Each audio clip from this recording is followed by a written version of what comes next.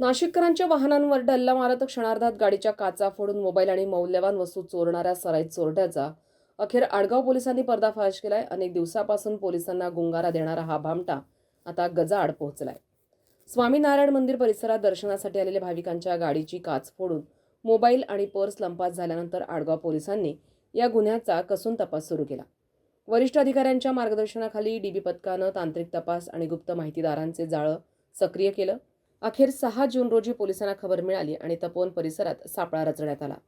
संशयित इस्माला ताब्यात घेताच त्याची पोलिसी चौकशी सुरू झाली. चौकशीत त्याची ओळख कार्तिक अशोक नाडार अशी पटली. झडतीदरम्यान पोलिसांनाही धक्का बसला. त्याच्याकडून 1-2 नव्हे तर तब्बल 8 चोरीचे मोबाईल जप्त करण्यात आले. जप्त मुद्देमालाची किंमत 1,05,000 रुपये इतकी असल्याचं समोर आलंय.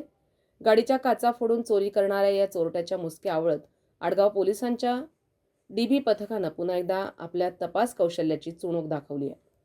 या कारवाईमुळे वाहनफोडी करणाऱ्या गुन्हेगारांमध्ये भीतीचं वातावरण निर्माण झालं असून आणखी काही गुन्हे उघडकीस येण्याची शक्यता पोलिसांनी व्यक्त केली आहे.